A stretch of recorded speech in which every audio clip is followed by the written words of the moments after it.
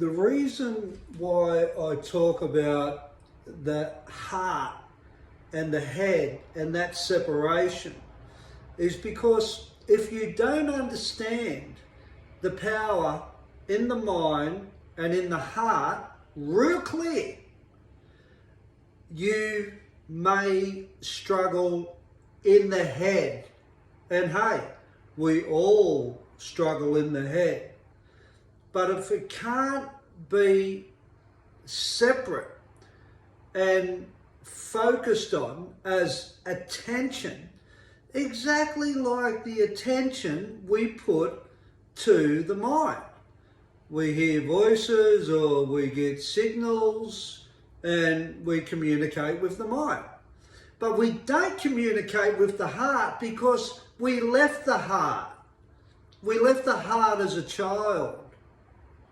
When we were that little kid and we went to the head to get analytical, to get educated, to get more smarter, more clever, to learn things, to show people that we're smart, to deal with maybe the pain we had once in the heart. So we end up in our head and in this analytical, rational place, and we stay there.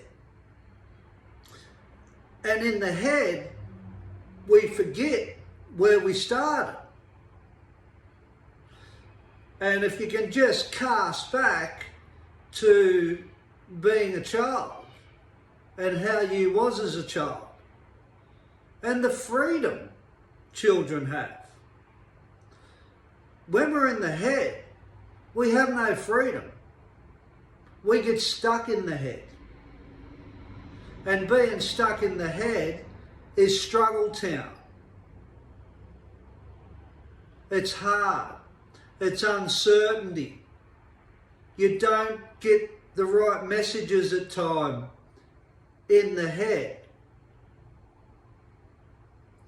So going home to where we started, which is in the heart, and seeing that. If you can't see what I'm saying, you will never find this beautiful pool that sits in every single human being, which has an enormous amount of wisdom, which has an enormous amount of power, which has joy, which has happiness, which has contentment, which has peace, which will give you freedom away from the mind.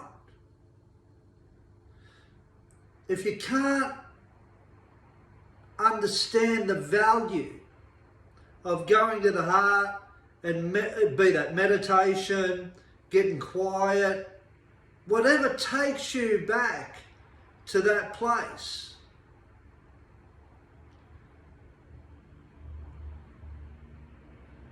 there will be a lot of hardship up here. And anything that you want, you will discover in the heart. And even when you think it comes from the mind, let's say we all discover things, even if you're not consciously going to be aware of my insight or my vision of the heart and head. We all live, we all achieve somewhat. We all get through. But there's still a connection when we don't go to the heart with the heart. We can't live without the heart. When I talk about a separation, it's not completely separate. I'm talking about more focus on the heart. The more focus on the heart is where I found a lot of wisdom and a lot of insight So you can't live without the other. The heart brings goodness. The heart brings love. If we didn't have a heart, we'd have anarchy in this world. We'd be like living in a world where it was so controlled. It'd be like living in a dictatorship.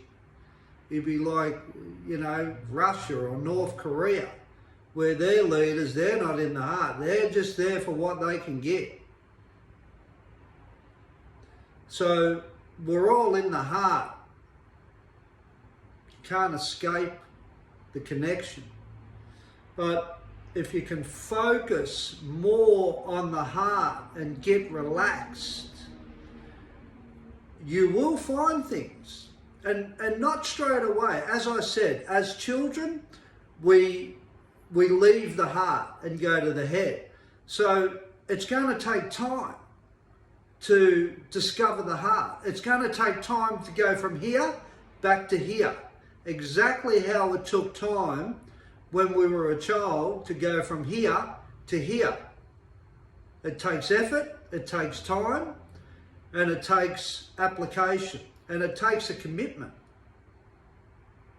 The more you think of the heart instead of the head, the closer you get to the pool of greatness and the pool of wisdom and your natural being.